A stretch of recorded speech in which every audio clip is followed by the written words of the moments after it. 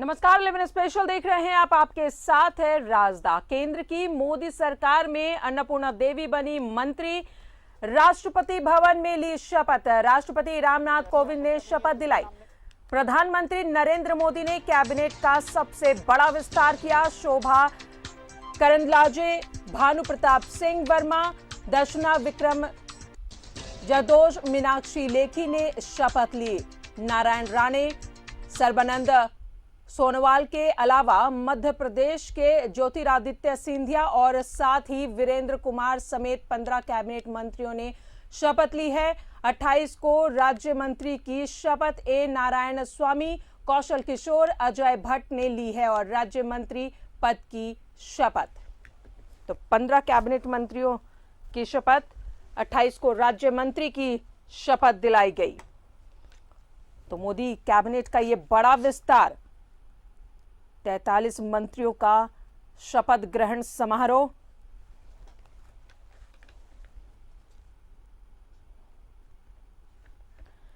बताएं आपको कि नारायण राणे, सर्बानंद सोनोवाल, वीरेंद्र कुमार, ज्योतिरादित्य सिंधिया, आरसीपी सिंह, अश्विनी वैष्णव, पशुपति कुमार पारस, किरण रिजिजू, राजकुमार सिंह, हरदीप सिंह पुरी, मनसुख मंडाविया, भूपेंद्र यादव, पुरुषोत्तम रूपाला, जी किशन रेड्डी, अनुराग ठाकुर, पंकज चौधरी, अनुप्रिया पटेल, सत्यपाल सिंह बघेल, राजीव चंद्रशेखर, शोभा करंदलाजे, भानु प्रताप सिंह वर्मा, दर्शना विक्रम जरदोश, मीनाक्षी लेखी, अन्नपूर्णा देवी, ए नारायण स्वामी, कौशल किशोर, अजय भट्ट, बीएल वर्मा, अजय कुमार, देव सिंह चौहान, भगवंत खुबा, कपिल पाटिल, प्रतिभा भौमिक, सुभाष सरकार, भगवत कृष्ण राव कराड़, राजकुमार रंजन सिंह, भारती प्रवीण पवार, विशेश्वर टुडू, शांतनु ठाकुर, महेंद्र भाई मुंजापारा, जॉन बारला, एल मुरुगन, नीतीश प्रामाणिक ने शपथ ली।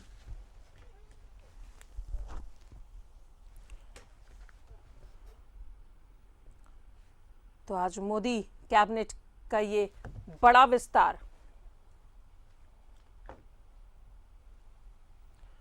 केंद्र की मोदी सरकार में कोडरमा से बीजेपी सांसद अन्नपूर्णा देवी मंत्री बन गई है। राष्ट्रपति भवन में राष्ट्रपति रामनाथ कोविंद ने उन्हें राज्य मंत्री की शपथ दिलाई।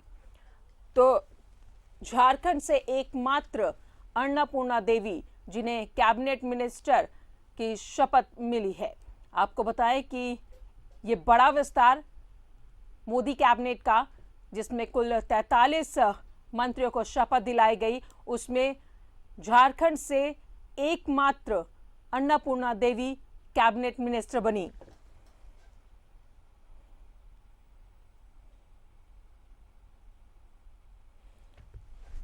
तो मोदी कैबिनेट के नए मंत्रिमंडल में झारखंड से एकमात्र अन्नपूर्णा देवी मंत्री पद की शपथ ली।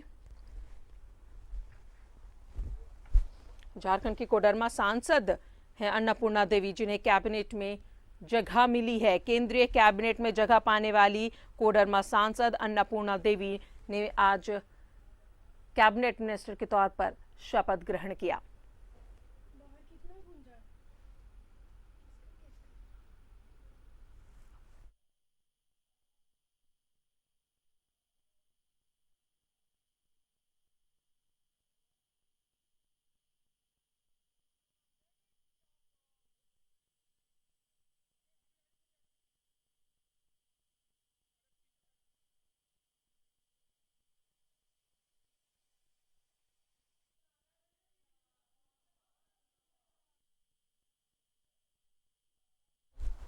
और सीधा रुक करेंगे दिल्ली का सहयोगी अमर सिंह हमारे साथ मौजूद है।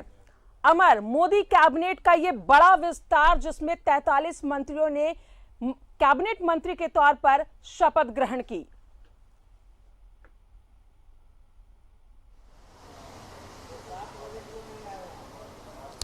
बिल्कुल, देखिए, जो लोग काम कर रहे थे और जो नहीं कर रहे थे उसका इसमें असर देखने को मिला। और 43 मंत्री का एक बड़ा सा कैबिनेट का विस्तार करना आप समझ सकती हैं कि किन किन चीज़ों को टारगेट करके किया गया है। पहला था जो कोरोना में जो काम किए गए उसको देखते हुए आपने देखा कि स्वास्थ्य मंत्री जो काम किया उनको लेकर के मुझे लगता है कि वो संतुष्ट नहीं थे, इस वजह से स्वास्थ्य मंत्री को हटाया गया। उसके बाद अगर आप देखें एचआरडी मिनिस्टर को हटाया गया, वहाँ भी मुझे लगता है कि काम को देकर के संतुष्ट नहीं थे कि कोरोना की वजह से वहाँ पर किया गया। लेकिन सबसे बड़ी बात, मैं जिस जगह में खड़ा हूँ, जिस घर के सामने खड़ा हूँ, ये कोडरमा के सांसद कोडरमा के सांसद के जिनको शामिल मोदी के कैबिनेट में शामिल किया गया, मैं उनके घर के बाहर खड़ा हूं। और लेकिन यहाँ वो तामझाम आपको दिखाई नहीं दे रहा है। जो खुशी, वो लाइट या फिर वो पटाखे, वो मिठाइयाँ, ये तमाम कुछ भी चीजें यहाँ पे नहीं है, क्योंकि सबसे पहली बात पहचान और यही खासियत भी रही है अमर, बहुत सादगी से भरी हुई है ये।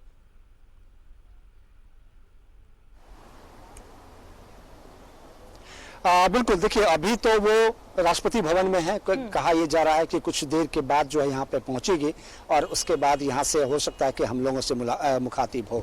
लेकिन उन्होंने सुबह में जब बात कर रही थी तो उन्होंने कहा था फोन पे कि ये सब मोदी जी की कृपा है और उन्हीं की कृपा से ये तमाम चीज़ हो रहा है, और ये मुझे उम्मीद नहीं थी कि मुझे मंत्रिमंडल में शामिल किया जाएगा और मुझे मंत्री बनाया जाएगा। ये सौभाग्य की बात है और जो जिम्मेदारी दी जाएगी उसका निर्वाह करेंगे। और अब देखना ये होगा कि जब वो घर पे आते हैं तो क्या सही मायने में उनके साथ भीड़ भाड़ होगा या फिर उनके समर्थक के लोग होंगे, कार्यकर्ता यहाँ पे मौजूद होंगे। चलिए, तो 43 कैबिनेट मिनिस्टर के तौर पर ये बड़ा विस्तार रहा मोदी कैबिनेट का। रांची से सहयोगी राकेश भी हमारे साथ बने हुए हैं। राकेश, मोदी मंत्रिमंडल का ये बड़ा विस्तार जिसमें 43 कैबिनेट मंत्री के तौर पर शपथ ली गई, और सबसे खास बात राज्य के लिए ये रही क्योंकि कोडरमा से सांसद अन्नपूर्णा देवी एकमात्र झारखंड की जिन्हें कैबिनेट में जगह मिली है। बिल्कुल राधा, देखिए झारखंड के लिए कहीं ना कहीं एक बड़ी खबर है कि यहाँ से जो सांसद हैं कोडरमा से अन्नपूर्णा देवी, उनको मोदी कैबिनेट में जगह मिली। हालांकि इस बात को लेकर चर्चा पहले से हो रही थी। ये कहा जा रहा था कि अन्नपूर्णा देवी का कद को पार्टी और आगे बढ़ाने का काम करेगी, तो उसका एक तरीके से आज रिजल्ट भी आ गया। एक्सपेक्टेड था अन्नपूर्णा देवी को लेकर, लेकिन बहुत चर्चा नहीं हो रही थी अन्नपूर्णा देवी के नाम को लेकर। बहरहाल झारखंड से एक जरूर नाम गया है और कहीं ना कहीं झारखंड के लिए एक बड़ी खबर है बीजेपी के लिहाज से भी अगर आप देखें तो, और अगर आप झारखंड के पॉलिटिक्स के लिहाज से भी तो देखें, कहीं ना कहीं बीजेपी ने अन्नपूर्णा देवी के साथ साथ अन्नपूर्णा देवी के नाम को आगे कर आप कह सकती हैं कि झारखंड के साथ साथ बिहार को भी साधने की कोशिश की है राधा।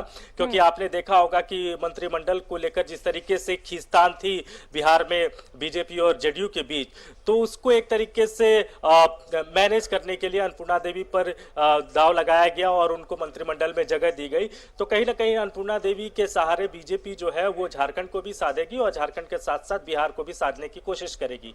तो ये एक बड़ा प्लस पॉइंट अन्नपूर्णा देवी के लिए रहा। महिला कोटे से भी वो हैं, तो इस लिहाज से भी सारी चीजें जो है वो उनके फेवर में थी, तो इसलिए उनके नाम को लेकर चर्चा हो रही थी, लेकिन बहुत जोर शोर से चर्चा नहीं थी।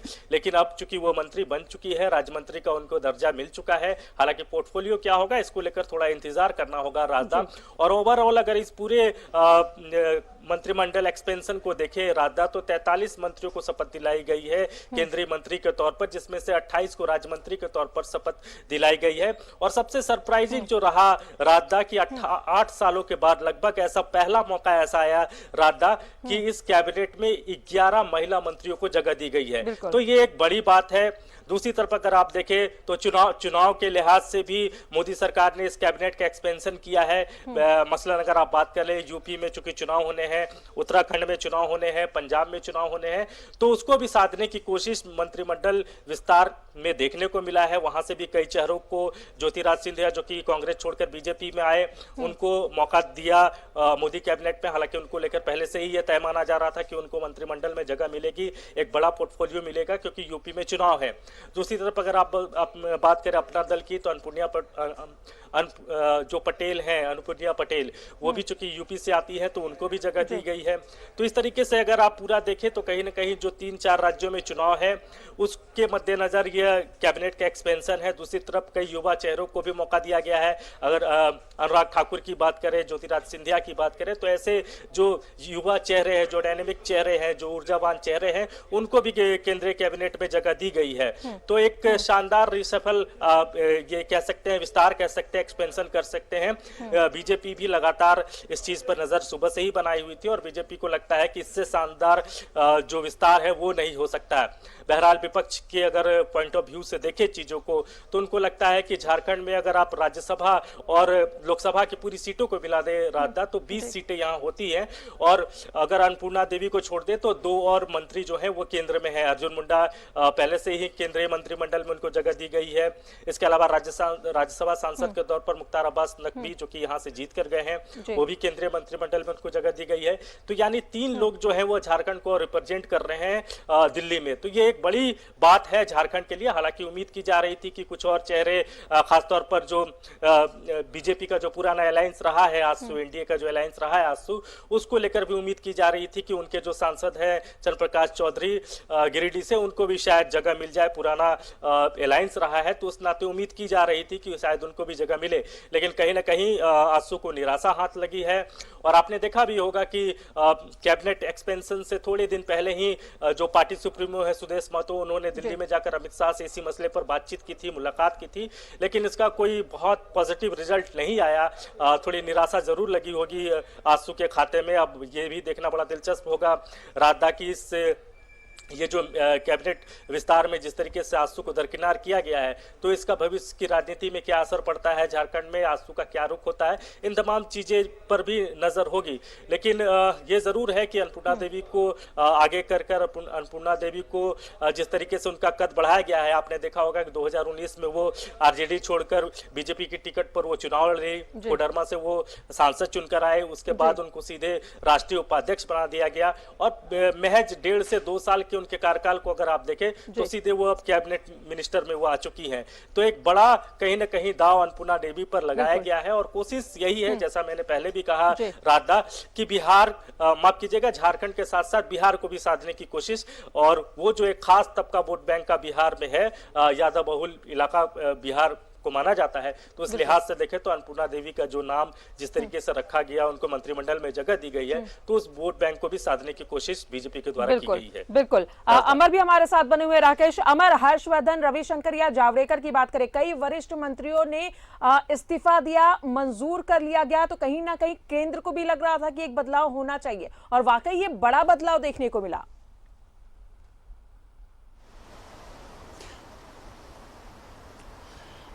बिल्कुल बिल्कुल, इसको आप कह सकते हैं कि एक बड़ा बदलाव है, क्योंकि सबसे बड़ी बात है कि जिस तरह से आपने देखा कि बड़े बड़े नेताओं को, बड़े बड़े मंत्रियों को उनको हटाया गया, उसके पीछे का रीजन यही था कि आप 2 सालों में अपने आप को साबित नहीं कर पाए और इसी वजह से उनको ये हटाया गया।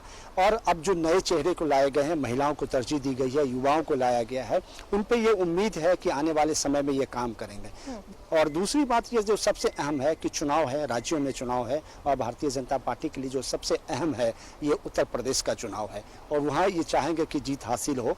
और यही वजह है कि सभी लोगों को साथ लेके चलने की बात कही गई है, युवा को साथ लेके चलने की बात कही गई है और महिलाओं को ज़्यादा तरजीह दी गई है और उनको भी साथ लेके चलना है।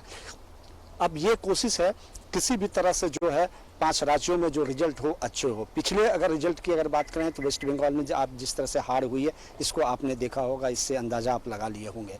लेकिन अब ये कोशिश की जा रही है कि उत्तर प्रदेश बड़ा सूबा है, वहाँ से जीत हासिल करे। इस वजह से आप 43 मंत्री को शामिल करना एक बड़ा भारी भरकम जो है कैबिनेट है और उसमें सभी को जिम्मेदारी तय की जाएगी कि आपको अपने अपने जो डिपार्टमेंट है और अपने पोर्टफोलियो जो है उसमें आपको साबित करना होगा। नहीं तो जिस तरह से नए और बड़े मंत्रियों को हटाया गया, आपको भी हटाया जा सकता है। तो लेकिन फिलहाल अभी कहें तो अभी बनाया गया है पोर्टफोलियो, आज से कल तक में तय कर लिए जाएंगे, विभाग तय कर लिए जाएंगे, तभी जाकर के ये तय होगा कि किस मंत्री को क्या विभाग मिला है और उसके पास जिम्मेदारी क्या है। चलिए, तो अपनी अपनी जिम्मेदारी ये बखूबी निभाएंगे, ऐसी उम्मीद भी है।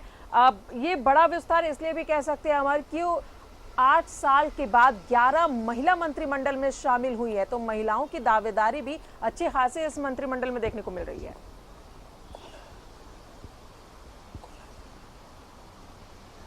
हाँ बिल्कुल, देखिए जो आरोप लगाए जाते हैं कि महिलाओं के खिलाफ है या फिर ये सरकार जो है महिलाओं के लिए काम नहीं करती है, उनके लिए एक जवाब है।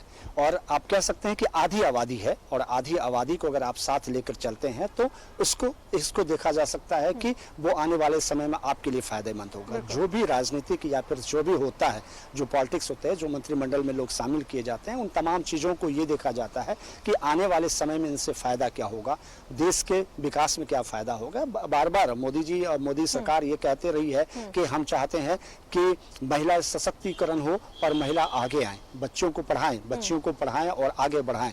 तो ये एक संकल्प है और इस संकल्प के तहत इस बार जो भारी भरकम जो मंत्रिमंडल की बात कही जा रही है उसमें शामिल किया गया है, उसको यही एक देखा गया है कि उन्हें एक मौका दिया जाए और काम करने का मौका दिया जाए। और कई बार ये भी कहते हैं कि महिलाओं जो है पुरुषों से बेहतर काम करके दिखाती है। तो ये एक बेहतर काम करने का और ये बेहतर करने का जो तरीका है वो है। चलिए राकेश, अभी आपने आजसू का जिक्र किया। बीजेपी शुरू से कहती आई है ये हमारी सहयोगी पार्टी है, हमें किसी तरह का कोई भी मतभेद नहीं है। आजसू हालांकि इससे कभी गोलमोल जवाब हमेशा देता रहा, लेकिन जब आजसू के लिए कोई जिम्मेदारी की बात आती है तो बीजेपी बिल्कुल उसे नजरअंदाज करती हुई नजर आती है और इस बार भी ऐसा ही कुछ देखने को मिल रहा है।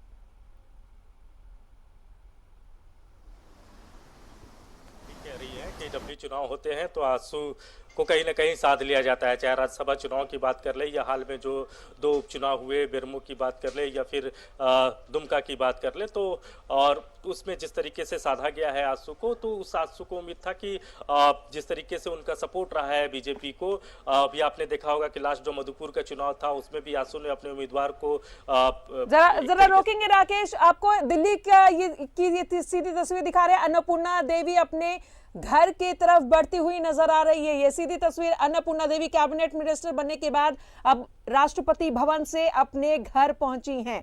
ये सीधी तस्वीर दिल्ली से, जहां कैबिनेट मिनिस्टर के तौर पर इन्होंने शपथ ग्रहण की और अब ये सीधी तस्वीर इनके घर से। तो अन्नपूर्णा देवी अब मीडिया से भी बातचीत करती हुई नजर आ रही हैं।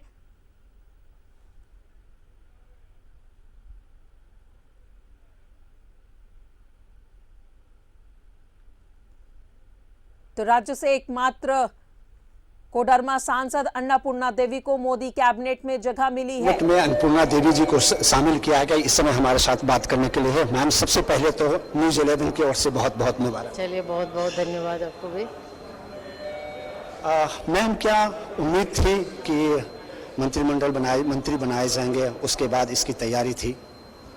देखिए, बिल्कुल सबसे पहले तो मैं आदरणीय प्रधानमंत्री जी को, आदरणीय राष्ट्रीय अध्यक्ष जी को अपने ओर से तहे दिल से उन्हें आभार व्यक्त करती हूँ कि उन्होंने इस लायक हमें समझा और पहले तो पार्टी में राष्ट्रीय स्तर पर जवाबदेही दिया और फिर अभी सरकार में। तो निश्चित रूप से जो विश्वास उन्होंने मुझ पर जताया है, दिखाया है, मेरा यह प्रयास होगा कि उस विश्वास पे खरा उतरे और ईमानदारी के साथ जो भी जवाबदेही मिलेगी उस जवाबदेही का निर्वहन करेंगे। सर, आप महिला हैं मैम, उसके बाद जो है झारखंड से आप आती हैं, तो क्या रहेगा झारखंड वासी को? पहला एक कह सकती हैं कि अर्जुन मुंडा के बाद दूसरा आप मंत्री हैं, तो क्या उम्मीद करेंगे जनता आपसे, क्योंकि सभी लोग आपके ऊपर ध्यान लगाए बैठे? जी बिल्कुल, झारखंड से, चूँकि जब से झारखंड अलग हुआ, झारखंड में पली बड़ी, पैदा हुई, पली बड़ी, तो झारखंड के हर एक चीज़ को बहुत नज़दीक से देखी हूँ, जानती हूँ। तो और सरकार की ये प्राथमिकता है भी, आदरणीय प्रधानमंत्री जी का ये प्राथमिकता भी है, सबका साथ, सबका विकास, सबका विश्वास। तो उस मूल मंत्र के साथ आप सभी का मार्गदर्शन, पार्टी के लोगों के मार्गदर्शन से जो विकास का काम होगा उसको करने का प्रयास करूँगा। महिला के नाते आप सबसे पहला आपका क्या टारगेट होगा? झारखंड को आप देख रहे हैं, निश्चित रूप से झारखंड में अभी हम, चूँकि महिलाओं की जो स्थिति है, चाहे शिक्षा के क्षेत्र में हो या हमारे अंधविश्वास है, निश्चित रूप से ये प्रयास होगा कि उससे हम ऊपर उठें। और आज खुशी है कि आज हर एक स्तर पर हमारी महिलाएं, चाहे पंचायत स्तर पर हो, पंचायत से लेकर राज्य और देश तक हम प्रतिनिधित्व कर रही हैं, तो निश्चित तौर पे आने वाले समय में बेहतर होगा। और जहां कहीं भी ऐसा महसूस होगा तो आप सबका भी मार्गदर्शन जरूर चाहेंगे, समय समय पे आप भी बताएं ताकि आगे हम लोग काम कर सकें। शुक्रिया। ये थी अन्नपूर्णा देवी जी, मंत्री बनने के बाद न्यूज़ 11 से बात करते हुए। दिल्ली से कैमरामैन शशि के साथ अमर सिंह, न्यूज़ 11 भारत। तो अन्नपूर्णा देवी जो अब अपने घर पहुंची हैं, दिल्ली स्थित उनके आवास में बातचीत की हमारे सहयोगी अमर ने, जहां पर अन्नपूर्णा देवी ने साफ तौर पर कहा कि उन्हें विश्वास तो नहीं था, लेकिन जो जिम्मेदारी उन्हें दी गई है मोदी कैबिनेट में, जो जिम्मेदारी आगे मिलेगी उस पर वो अपना बेहतर देंगी।